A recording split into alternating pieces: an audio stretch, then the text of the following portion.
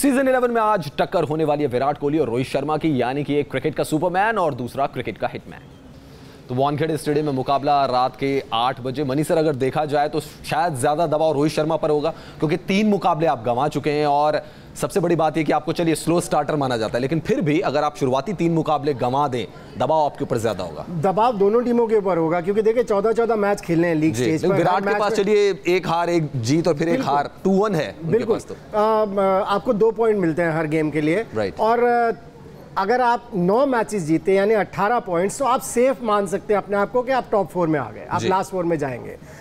लेकिन अगर उससे कम पॉइंट्स रहते हैं तो फिर आपको डिपेंड करना पड़ता है सामने वाली टीमों के अगेंस्ट। मुंबई के 3 में से 3 हारे, यानी कि अगले 11 में से उनको 9 मैचेस जीतने हैं सेफ होने के लिए, लास्ट 4 में पहुंचने के लिए, और 8 मैच जीतने हैं विराट कोहली को। अब यहाँ पर दोनों टीमों के लिए परेशानी है इस तरह से है कि क्लोज मैचेस हारे हैं मुंबई इंडियंस की टीम भी, और उनकी परेशानी है कि उनके कैप्टन परफॉर्म नहीं कर रहे हैं। मैंने हमेशा माना कि जब आपके लीडर परफॉर्म करते हैं तो टीम के ऊपर रबॉन करता है और फिर आप इस तरह के क्लोज मैचेस जीतना शुरू कर देते हैं। जहाँ तक आरसीबी का सवाल है, मुझे कभी कभी ऐसा लगने लगता है कि विराट कोहली 20 ओवर्स की क्रिकेट में वो बच्चा है, उनके दिल में वो उस तरह का उनका बिहेवियर भी है, कभी कभी हमने देखा है।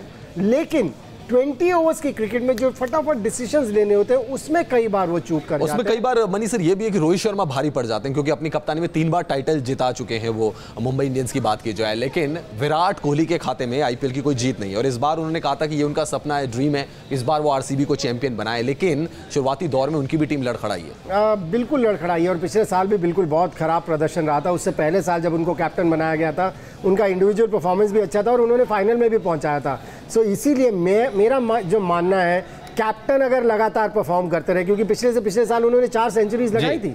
सो कैप्टन अगर परफॉर्म करता रहेगा फिर उसे किसी की तरफ देखने की जरूरत नहीं है, फिर वो खिलाड़ी खुद ब खुद अपने आप को ढालते हैं जो कैप्टन कर रहा है उस रंग में। जी हाँ, बिल्कुल। और कप्तान की बात कर रहे हैं तो बात केकेआर की भी करते हैं, जिनकी शानदार जीत हुई और उन्होंने दिल्ली जे डेविल्स को हराया। कार्तिक सफल कप्तान उनको कहा जा सकता है क्योंकि मुकाबला जरूर हारे थे लेकिन उसके बाद कमबैक जोरदार रहा।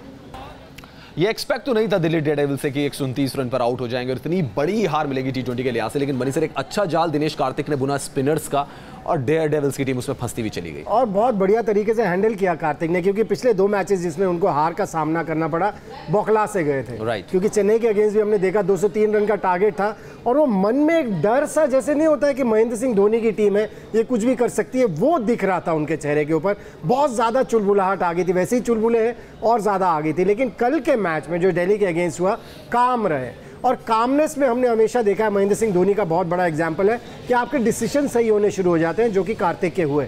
और फिर आपका मिडिल ऑर्डर इस तरह का हो, एक बैट्समैन आपको उथप्पा ने 19 बॉल में 35 रन बना दिए, आंद्रे रसेल आपके पास हो, बिल्कुल 35 बॉल में 59 रन बना दिए राणा ने, और फिर आंद्रे रसेल आकर 12 बॉल में 41 रन बना जाए, तो फिर आपका वहां से मैचेस हारना बहुत मुश्किल है अगर आप काम रहे।